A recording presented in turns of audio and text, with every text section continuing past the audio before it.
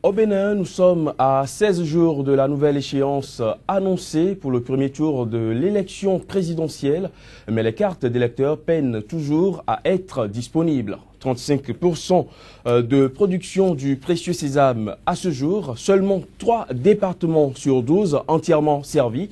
Les autres départements pourraient être servis au fur et à mesure que l'impression se termine. À cet imbroglio viennent s'ajouter d'énormes difficultés enregistrées lors de la distribution des cartes d'électeurs déjà prêtes sur le terrain.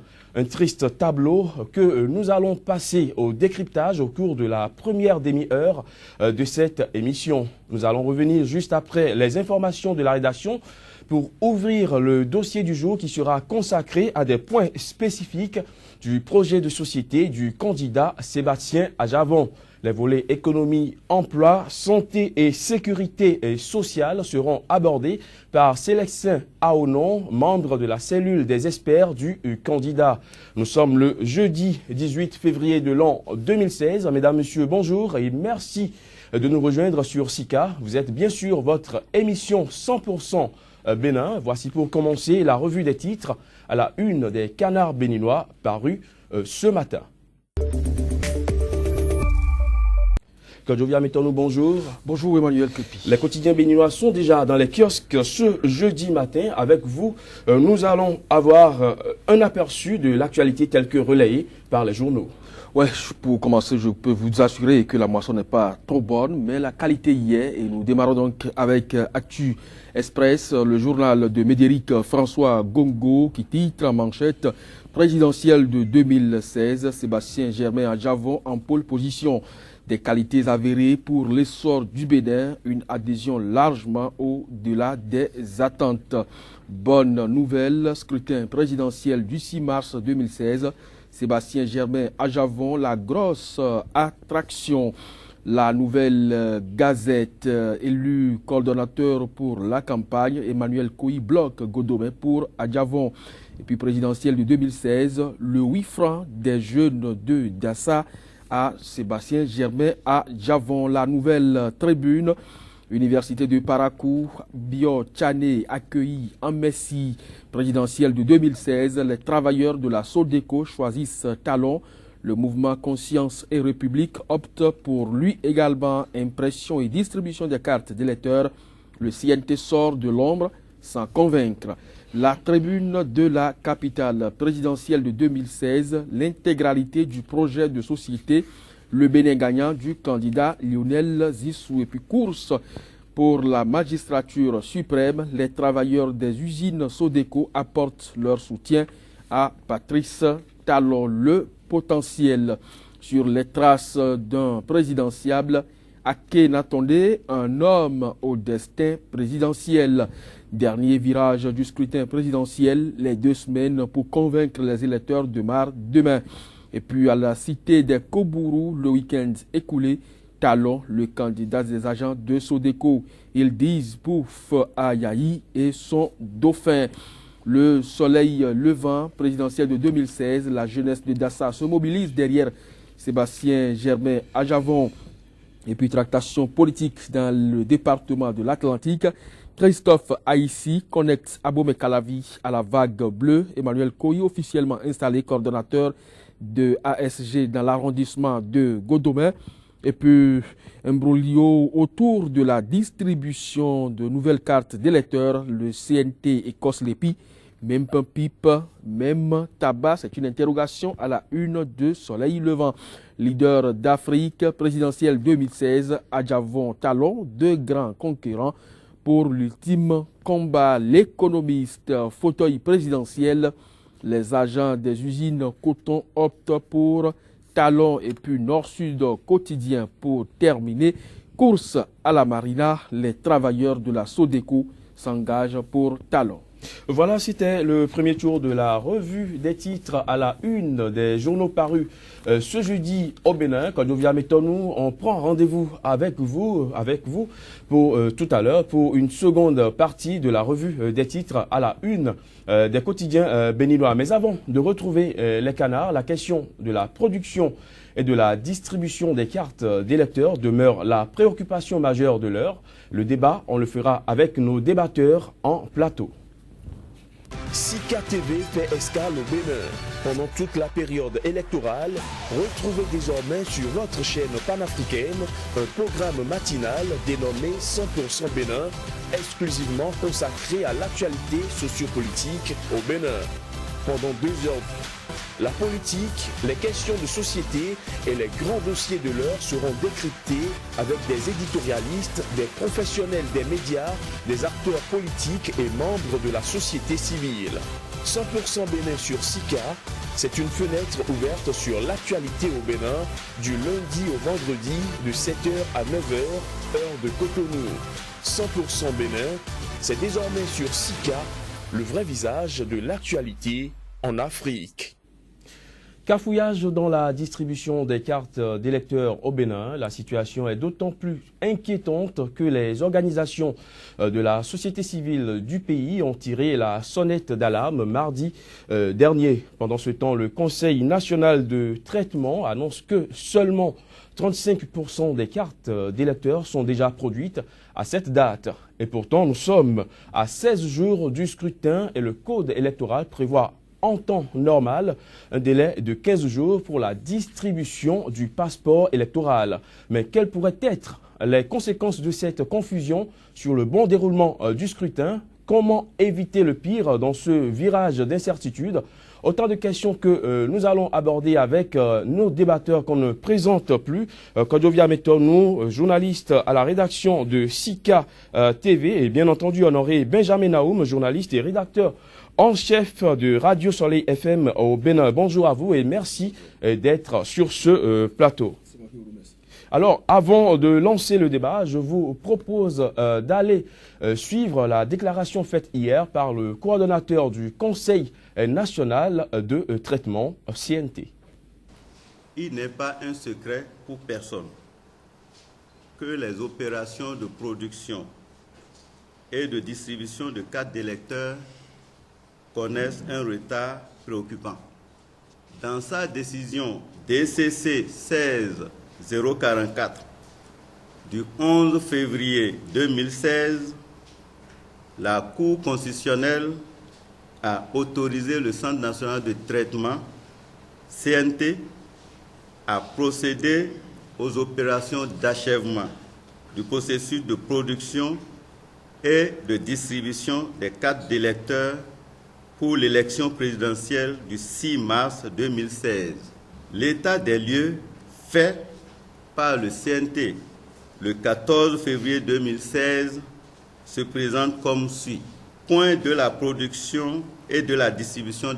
À la date d'aujourd'hui, le pourcentage de production de cartes d'électeurs est de 35%. Et quand je parle de production de cartes d'électeurs, ça comprend plusieurs tâches. Il y a la tâche d'affectation des fichiers, la tâche d'impression des fichiers, la tâche de pré-contrôle, la tâche de contrôle, la tâche de colisage et enfin la distribution. Ainsi, les départements de l'Alibori, du Borgou, du littoral sont entièrement prêtes et en cours de distribution.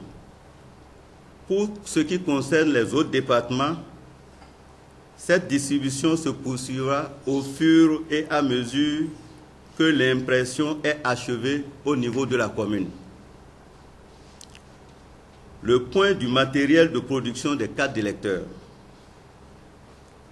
Par rapport au matériel, il faut dire qu'il y avait eu de rupture de consommables. Nous avons par exemple les PVC, où nous avons connu de rupture le samedi 13 et dimanche 14 il n'y a pas eu de production. Nous avons connu aussi de ruptures pour les rubans de 50 imprimantes Zebra américains qui sont actuellement off. Cet état des lieux fait, le CNT a procédé aux réglages nécessaires et renforcé les équipes afin de maximiser la production des cartes d'électeurs. Le CNT s'est inscrit dans la logique de mettre tout en œuvre pour que chaque Béninoise et chaque Béninois puisse disposer de sa carte d'électeur avant l'élection présidentielle de 2016. Il rassure les uns et les autres que tout est mis en œuvre pour faire tout, pour satisfaire tous les électeurs béninois dans la mesure du possible, au plus tard le samedi 5 mars 2016. Voilà, c'était le coordonnateur du Conseil national de traitement CNT, désormais en charge de la production et la distribution des cartes d'électeurs au Bénin. Alors, honoré Benjamin Naoum, nous avons tous suivi. Le Bénin est à 35% de production des cartes d'électeurs à 16 jours du premier tour de l'élection présidentielle. C'est ça, le Bénin. On peut le dire. C'est tout simplement inquiétant. Inquiétant et je perds ma langue. Je peux le dire et c'est suffisamment pas bien. Pour un pays, nous étions à une élection législative, nous étions à une élection communale. On a déploré une situation que nous sommes tout simplement en train de revivre dans notre pays parce que depuis 10 mois, je crois, on a quand même convoqué le corps électoral. Les dispositifs ont été installés. Les institutions qui devraient normalement coordonner les activités étaient en place. Et surtout le COSLEPI dirigé par Augustin Arvoy-Blanc, qui a rassuré donc l'opinion publique. Voilà, il est parti. On ne peut même plus espérer une prise de parole officielle de sa part pour nous expliquer tout ce qui l'a amené à cacher la vérité au peuple béninois. Ça va être difficile. Peut-être au moment où on sera en période de campagne, on pourra peut-être arracher quelques expressions. Ou bien s'il tient à son honneur personnel, moi je l'invite sur un plateau de radio ou de télévision pour venir nous expliquer ce qui s'est passé. Parce qu'il a rassuré le peuple béninois que tout allait très bien. Mais voilà, aujourd'hui, vous le dites si bien, à 16 jours du scrutin, on nous dit qu'on est à la réalisation des cartes à hauteur de 35%. Cela veut dire quoi? Nous avons encore au moins 65% de cartes à réaliser avant un scrutin qui va se dérouler le 6 mars. J'attends bien que nous puissions faire la formule magique de tous les jours pour organiser le scrutin. Mais je pense que ce n'est pas réaliste. Ce n'est pas réaliste, pourquoi? Je refuse que nous puissions être en train de distribuer les cartes d'électeurs jusqu'à la veille du scrutin.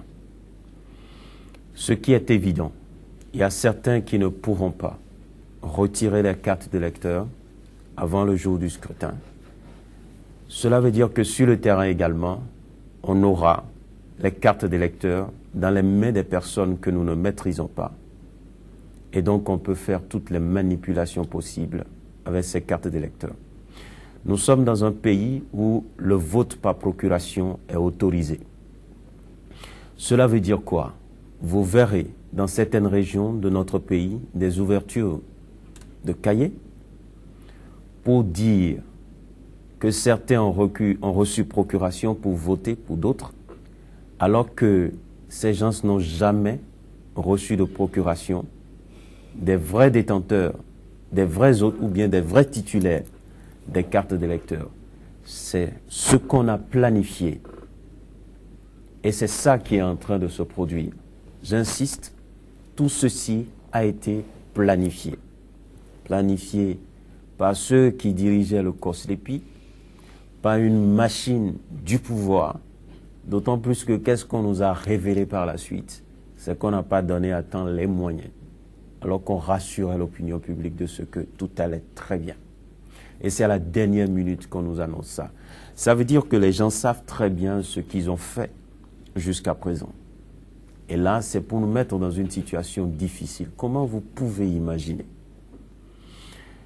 que nous avons lancé un processus et que nous sommes incapables de distribuer les cartes d'électeurs aux citoyens de ce pays à 2 semaines du scrutin? C'est un drame. Et moi, je pense quand même que cette société tout entière doit se lever contre ceux qui ont pris la politique pour avoir de l'argent, qui ont pris la politique pour avoir des postes, qui ont pris la politique pour diriger des institutions, alors qu'on a toujours dit et réclamé que nous voulons des institutions fortes dans notre pays. Comment se fait-il que le COSLEPI n'avait pas eu l'opportunité de dénoncer ouvertement le retard dans le décaissement des ressources? Parce qu'aujourd'hui, on peut dire que c'est le nœud. On nous annonce même qu'on connaît même des ruptures de stock dans le matériel pouvant servir à la fabrication des cartes d'électeurs. C'est la totale.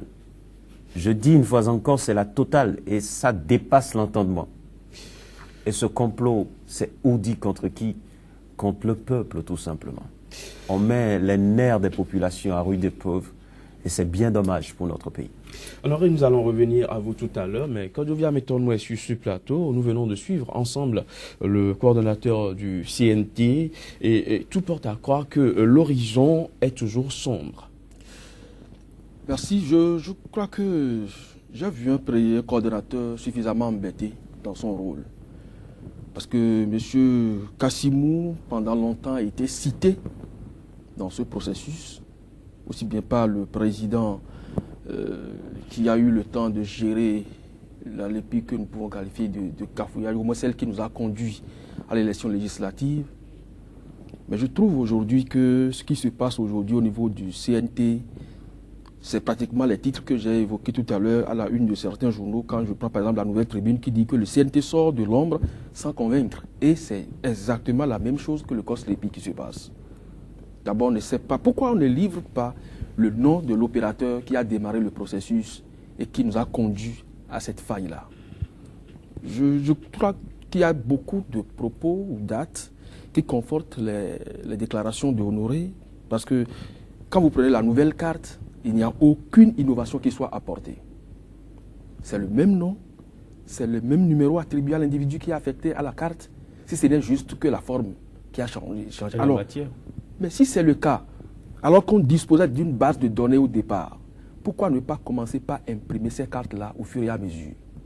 Mais lorsqu'on dit par exemple qu'on a connu des ruptures, les 13 et 14, c'est vrai qu'on n'a pas eu l'intégralité des propos du coordonnateur, vous verrez que véritablement la machine a été mise en branle à partir du 12, au moment où on sait que les gens devraient aller sur le terrain pour commencer la distribution. Alors qu'il y a 10 mois déjà, on savait que à la date du 28 février, les gens devraient aller aux élections présidentielles et devraient disposer de ces cartes-là pour voter. Mais pourquoi ne pas commencer par imprimer à temps? Mais l'autre question, lorsqu'on dit par exemple que 3 départements sont déjà pourvus, mais c'est faux. Il suffit de descendre sur le terrain pour faire le constat. Vous verrez que quand vous prenez même le département du littoral, il y a des quartiers qui n'ont pas encore été servis. Il y a des quartiers qui ont été servis, mais où véritablement la carte n'est pas forcément disponible. C'est vrai qu'il faut reconnaître à des moments donnés que la carte est parfois disponible et que les populations ne sortent pas. Mais là, c'est un autre débat.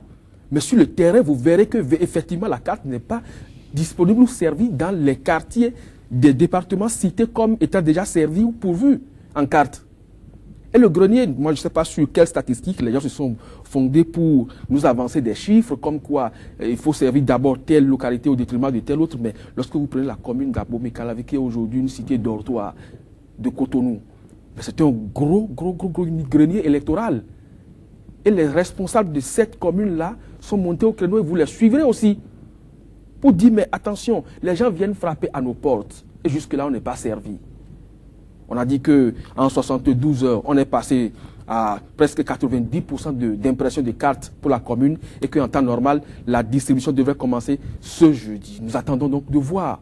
Mais c'est quand même dommage pour tout ce que nous avons noté tout au long de ce processus électoral où il y a eu autant de suspicions. Moi, je crois que des gens devaient transcender et se mettre donc au-dessus de la mêlée. Je veux parler surtout du président du COSLEPI qui aujourd'hui est déchargé simplement.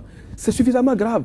Vous assignez une mission à un responsable qui a prêté serment et qui n'a pas accompli cette mission et on se lève un matin pour lui dire, bon écoutez, vous êtes déchargé de votre charge, on la confie à une autre personne et simplement le monsieur va s'asseoir tranquillement chez lui. Ça pose problème. Il doit être interpellé d'une manière ou d'une autre par celui qui lui a confié, d'une part la mission et par la population. Et également, là, moi j'attends beaucoup plus les responsables au plus haut niveau de nos instances politiques et surtout les candidats aux élections présidentielles. Parce que lorsque les uns et les autres ne montent pas au créneau pour dénoncer ce qui se passe, ils n'auront leurs yeux que pour pleurer parce que ce qui est en train d'être préparé, c'est bien sûr pour légitimer le chaos. Et lorsque vous allez aux élections avec 2 cartes de disponibles, d'abord ça ne crédibilise pas l'élection, mais l'autre chose, comme Honoré le soulignait tout à l'heure, les procurations, on va les contrôler comment? Les jeunes majeurs, on vous dira que c'est parce qu'à un moment donné, il y a une frange de population qui s'intéresse donc dans la base de données pour le fichier électoral, que ça a donné tel chiffre. Vous allez justifier ça comment? Parce que vous n'avez pas eu le temps de suivre le processus. Aujourd'hui, lorsque le CNT prend les données, on dit le matériel, on a eu défaut de consommables. Ça sonne très mal. Kodjovia Metano, le coordonnateur du CNT a promis que dans la mesure du possible, il a dit dans la mesure du possible, ils vont satisfaire les électeurs plus tard, le 5 mars, c'est-à-dire dans 15 jours, à la veille du scrutin. Et on nous dit aussi, on nous donne une statistique que dans la seule commune d'Abomey-Calavi, en 72 heures, on est passé de 10% à 90%. Mais est-ce que c'est rassurant? Est-ce que si seulement dans la commune d'Abomey-Calavi, on met 72 heures pour passer de 10% à 90%, alors qu'il nous reste 65% de cartes à produire sur toute l'étendue du territoire national, 12 sur 12 départements, on n'en a que 3 qui ont été servis. Voilà, est-ce qu'aujourd'hui nous avons espoir que quelque chose change avant le jour du scrutin, Honoré Benjamin Naoum? Non, quelque chose va changer forcément. Il y a d'autres cartes qui seront réalisées. Il y a certains Béninois qui vont retirer leur carte d'électeur, d'autres ne peuvent pas retirer leur carte d'électeur. Ça va être vraiment un sursaut patriotique à outrance et qui devrait donc amener les gens à retirer entièrement leur carte d'électeur. Le processus qui est lancé, c'est pour que tous les Béninois ne retirent pas leur carte d'électeur. Mais moi, je suis fondamentalement contre quelque chose. La distribution des cartes d'électeurs jusqu'à la veille du scrutin. Il faut s'y opposer farouchement. Et ça, je le dis avec les expressions qu'il faut. Il faut s'y opposer farouchement. Il faut qu'au minimum, à 3 jours du scrutin, qu'on arrête la distribution des cartes d'électeurs. Et que les cartes d'électeurs soient convoyées, donc sous-scellées, et convoyées au niveau de la Sénat. Honoré Benjamin Naoum, la chose n'est pas possible 3 jours avant les élections, mais ça veut alors dire qu'il ne nous reste que 15 jours. Ça veut dire que nous voulons nous entendre. L'article 183 du Code électoral prévoit qu'on distribue les cartes en 15 jours, alors qu'il y en a dans des localités pour lesquelles on n'en a même pas encore produit. Mais c'est ce que je dis. Donc, les cartes seront fabriquées au fur et à mesure, jusqu'au soir, jusqu'au soir du 5. Parce qu'on nous dit qu'il faut continuer à distribuer jusqu'au 5. Ce qui est sur le mécanisme qui est lancé, cela ne permettra pas, sauf si le CNT fera des miracles, cela ne permettra pas d'éditer toutes les cartes. Mais quand vous tombez là, ne regardez pas ce qui se passe là maintenant. Qu'est-ce qui nous a conduit là? C'est l'interrogation. Aujourd'hui, le peuple doit s'interroger. Nous étions à une élection avec une base de données. Mais en moins d'1 an, pourquoi on a voulu engager un autre processus? Parce qu'on s'est dit qu'il faut aller recenser les Béninois de l'extérieur. On a dit qu'il y a des personnes qui étaient en rade, qu'il faut aller les chercher. Et on ajoute quoi? Il faut changer de carte. C'est un mélange qui permet non seulement aujourd'hui à certains citoyens de se retrouver sur la liste électorale, qui permet à certains candidats d'être sur notre liste électorale, qui permet bien entendu de gonfler la liste électorale de plus d'1 million de Béninois. Et personne n'en parle. On pense que c'est normal qu'on puisse en moins de 10 mois gonfler la liste électorale de plus d'1 million. Vous savez ce que c'est? Si on fait la fraude avec plus d'1 million de Béninois, pour quelqu'un, au profit de quelqu'un, la personne est élue président de la République. Ça n'inquiète personne. Peut-être que des législatives à maintenant, en quelques 10 mois, si c'était possible, 1 million de Béninois ont attendez, eu 18 ans. Non, vous ne pouvez pas le dire. Parmi eux, il y a certains qui sont décédés. Je vous le dis, la manière dont le processus a été conduit pour que nous puissions avoir plus d'1 million, cette manière-là n'est pas bonne. Parce que nous savons très bien que pour actualiser la liste électorale, il y a un processus. Et ce processus n'a pas été suivi comme cela se doit. Donc on ne peut pas, du jour au lendemain, découvrir. Et c'est pourquoi il faut auditer cette liste. Ce qui serait mieux pour ce pays, c'est quoi? C'est qu'on laisse tout ce qui se fait là de côté. Soit on va aux élections avec les anciennes cartes, point final. Et on oublie la nouvelle carte. S'il y a 10 Béninois qui ont encore leur carte, ils vont voter pour leurs dirigeants. Mais si vous autorisez l'utilisation des 2 cartes, c'est ce qui a été planifié depuis le début pour que nous puissions faire les magouilles. C'est dans les cafouillages, c'est dans la confusion que les gens organisent la fraude. Et c'est ça leur plan. Oui, mais Honoré Naoum, vous oubliez que si aujourd'hui on annule la nouvelle carte, il y a des gens qui ne seront pas électeurs et donc non éligibles. Je suis d'accord avec vous. C'est ça la loi. Et c'est ça la loi. La loi, ça reste la loi dans un pays. C'est clair. Nous ne pouvons pas distribuer des cartes d'électeurs jusqu'à la veille du scrutin. J'ai ma carte d'électeur, certains Béninois, s'ils sont 5, s'ils sont 50, que ces gens-là aillent voter avec leur carte tout simplement. Et ceux qui ne sont pas aujourd'hui détenteurs de leur carte d'électeur doivent savoir que la première personne qu'on devrait lapider dans une société normale, j'insiste sur ça, c'est Augustin Aranvoy-Bla. S'il nous regarde aujourd'hui, si on était dans un système politique donné, c'est l'homme qu'on devrait lapider. Parce que c'est lui qui a conduit le peuple dans cette situation aujourd'hui. Quand je vis Amétonou, est-ce que dans ce contexte, nous sommes en train d'aller vers un nouveau report du scrutin? Je ne voudrais pas l'imaginer, mais ça pointe beaucoup plus à l'horizon et c'est l'alternative que beaucoup sont en train de voir. Mais ce serait suffisamment grave parce que ça participe également de ce qui est ourdi comme complot contre le peuple. Parce que oui, il y a certains qui aspirent à cette fonction il y a très longtemps, qui ont été plusieurs fois aux élections, qui n'ont jamais eu la chance. Et je crois que ce serait donc l'occasion pour eux. Vous n'avez pas des preuves. Je ne cite pas de nom non plus. Je ne cite pas de nom non plus. Donc rassurez-vous, c'est clair que quelque chose est en train d'être prévu dans ce sens-là. Mais je crois que Kassimou Tchabi a une lourde responsabilité. Aujourd'hui, il a le peuple en face de lui. Et il doit pouvoir relever le défi des suspicions qui pèsent sur sa personne depuis fort longtemps. Donc c'est lui. C'est pas sa faute. Il lui revient aujourd'hui parce que pendant longtemps, il est resté dans le système et il sait comment ça se passe. Et il a été soupçonné pendant longtemps d'être très proche de certains camps politiques. Et aujourd'hui, il a donc à laver cet honneur. Laver cet honneur, c'est effectivement respecter sa parole, quitte à effectivement se faire trahir par les machines.